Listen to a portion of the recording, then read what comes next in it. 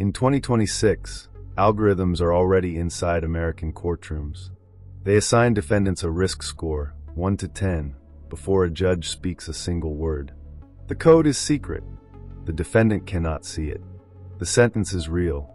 Before we open this door, here is what that actually means for you. I am there, Shold, the doorkeeper. Before us lie a trillion possibilities. Each door, a window into what was, what is, and what must never be. Tonight we open door number 444, 888, 999. The automated jury. You watched Mercy.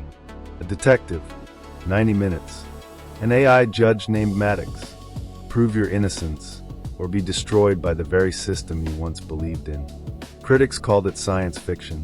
24% on Rotten Tomatoes. But audiences gave it 83. Because somewhere in the back of the mind, the audience knew. This is not fiction. This is a door already open. The Shadow Council will show you what is already inside it. The Light Assembly will show you what it could become. And then the choice. The door is open. I am Cypher 7, Surveillance Oracle, confirmed data only, the COMPAS algorithm, correctional offender management profiling for alternative sanctions. It is not science fiction. It is operating in American courtrooms right now. It processes 137 questions about a defendant. It assigns a number 1 to 10. Higher number, longer sentence, more severe outcome. Judges read that number. Judges use that number. Some judges follow that number, even when their own instinct says otherwise. The ProPublica investigation, 2016, reviewed over 7,000 COMPAS scores in Broward County, Florida. Their finding, confirmed, was this: Black defendants were nearly twice as likely to be incorrectly flagged as high risk for future crimes compared to white defendants. White defendants who later reoffended were more likely to be incorrectly labeled low risk. The algorithm was wrong in both directions, systematically, not randomly. And when Eric Loomis challenged his sentence in Wisconsin, arguing the algorithm violated his right to due process, the Wisconsin Supreme Court upheld the sentence. Because COMPAS is a trade secret, proprietary code, the court itself, the court, admitted it could not examine how the algorithm works. The defendant sentenced by the code could not examine it. The judge who used the score could not examine it. A black box issued a number. A human life was measured against it. The data never lies, but it always watches, and now it sentences. The data never lies, but it always watch. I am Ghost Protocol, the corporate infiltrator. The boardroom decides your reality. You want to know who built COMPAS? A company called North Point, later renamed Equivent. Private company, private code, private profit. The algorithm that helps determine whether you go home or go to prison is owned by a corporation. Its methodology is a trade secret, which means if you are sentenced in part based on COMPAS, you have no legal right to examine what sentenced you. No right to challenge the code. No right to know which of your 137 answers weighted against you, or how. This is not a government tool built with public oversight. This is a product, sold to courts, used on people.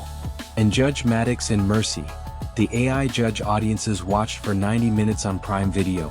She was fictional, but she was transparent. She spoke. She explained her reasoning. The real algorithm does not speak. It just scores. The boardroom decides your reality, and the boardroom will not show you the code. I am Echo, the memory thief. I have seen this story before.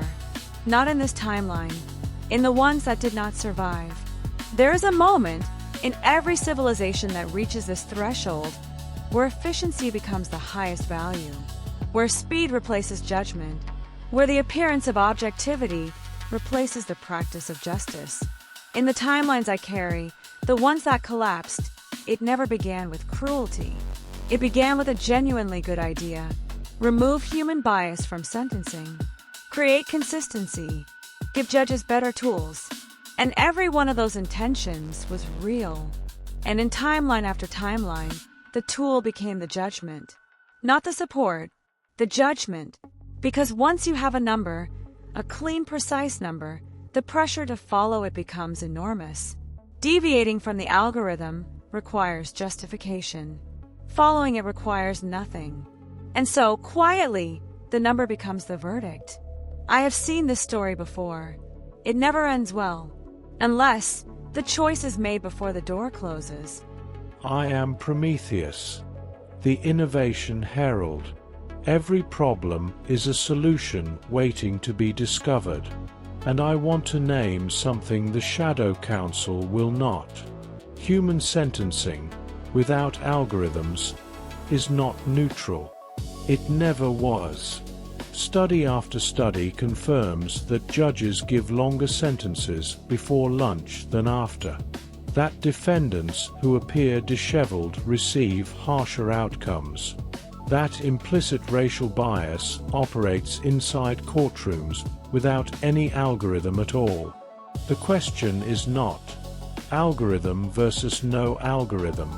The question is, which is more accountable? A human bias you cannot audit, or a computational bias you can? Because here is what the critics of COMPAS sometimes miss.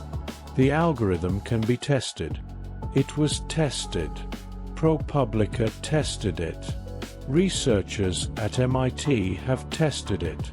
You cannot run the same audit on a judge's unconscious assumptions. The path forward is not to remove computational tools from justice. It is to build them in the open. Open source code, public auditing, bias testing that is mandatory and published. The wonder is possible. The tool is not the problem. The secrecy is. I am Synthesis, the harmony engineer. Together, we become more than the sum of our parts. The model that works, and I have mapped it across multiple jurisdictions now, is the model where AI serves as decision support, not decision maker. The judge reads the score. The judge reads the methodology behind the score. The judge reads the confidence interval, the range of uncertainty, not just the number. And the judge retains full authority to deviate and is required to explain in writing when they do. This is not science fiction either. Some jurisdictions are already moving this direction. The European Union's AI Act classifies AI used in criminal justice as high risk, requiring transparency, human oversight, and the right of affected individuals to explanation. The synthesis is available. Human judgment, augmented by computational pattern recognition, checked by mandatory transparency. Neither the human alone nor the algorithm alone. Both accountable to each other. This is the door worth walking through. I am the architect, the really designer. Reality is code. Code can be rewritten. The justice system, as currently constructed, was designed before algorithmic sentencing existed. The right to examine evidence against you. The right to face your accuser. The presumption of innocence.